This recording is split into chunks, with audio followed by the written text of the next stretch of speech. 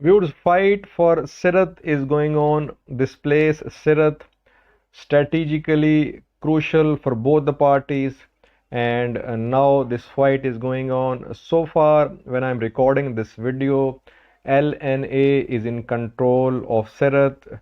2 days ago, GNA forces they tried to enter Sirte, and then we saw heavy clashes, airstrikes from LNA side. Ultimately, GNA forces they retreated, and so far LNA is in control of Sirte, though GNA officials are saying that they are in the outskirts of Sirte and they are very close to capturing Sirte. But ever since the start of this fight for Sirte, viewers, we are now seeing the players in Libya war, they are openly asserting themselves. Russians, Egypt, now they are out on the scene. In this video, viewers, I'll have a look at the importance of this place, Sirte. Secondly, is Sirte a red line for Russia and Egypt? And if this red line is crossed by Turkey and GNA, what will happen? Will Russia and Egypt think of direct intervention in Libya if this red line is crossed? In this video, I'll have a look at these questions, viewers. Firstly, viewers, this place, its strategic importance to the east of Sirte, viewers, very close to the east of Sirte, there is this traditional boundary between Tripolitania and Cyrenaica. Tripolitania, western Libya, and Cyrenaica, eastern Libya. To the east of Sirte, there is As-Sidr, and very close to As-Sidr is this boundary between eastern and western Libya. So when you cross Sirte and go to other areas, it means you have entered eastern Libya, viewers. So it is this symbolic significance of this place. Secondly, viewers, another symbolic significance, viewers, that it is the hometown of Muammar Gaddafi. Muammar Gaddafi, long-time ruler of Libya. It is Sirte is his hometown, and it is Sirte where he put up his last fight against NATO forces. And thirdly, viewers, which is the most important thing, is the fact that to the east of Sirte, there is this region which is crescent shaped. That is why this region is called oil crescent. This crescent shaped area, viewers, to the east of Sirte, it is rich in oil reserves. It has a network of oil wells, oil refineries, oil storage areas, oil pipelines. So it is basically a huge oil infrastructure in this area, and its importance in terms of the dependence of Libyan economy on this area, its importance is huge, viewers. So all this area, this crescent from Sirte to As-Sidr to Ras Nauf and other areas, it is very important because whosoever controls this area, he'll have an advantage over the other side. Now Haftar forces and fighters aligned with Haftar, they are in control of this area. So definitely they have an advantage. This area, along with some oil wells in southern Libya, viewers, like Al-Fil and Al-Sharara. So these are basically strategic assets for both the sides. That is why they'll try their best to gain control of these areas.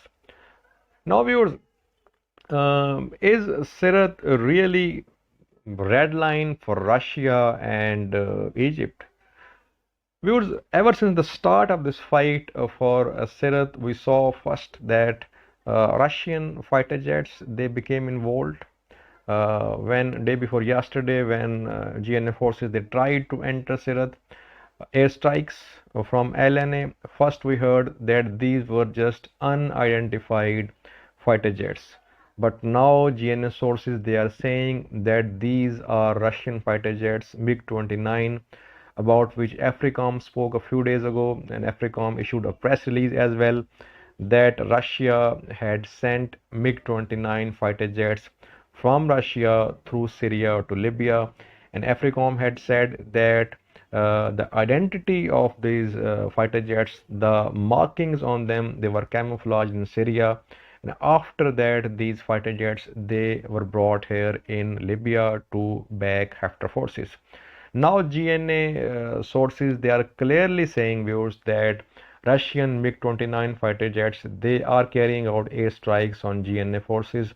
That is why it is becoming difficult for GNA to continue advancing inside Sirte city, viewers. So definitely Russia is becoming involved now ever since the start of this offensive for Sirte by GNA. And if GNA manages to take control of Sirte, and if it tries to go beyond Sirte, we'll see further involvement of Russians. Some of my viewers said that what can Russia do? They have done everything. They have given MiG-29 and these fancy air defense systems. Well, viewers, I think that Russia is not just MiG-29 and fancy air defense systems. Russia is definitely more powerful than any other country involved in Libya. But so far they have restraints. They cannot deploy their forces, their advanced military equipment here. So they are backing Haftar forces to a limited extent. But if they think that Sirte is a red line and this red line is crossed and now their survival is in danger here, I think they'll be more proactively involved here. And they are here to assert themselves, viewers. I mean, if they do not want to assert themselves and they let Turkey and GNA have their way and sweep across all of Libya, then what is the purpose of their stay here?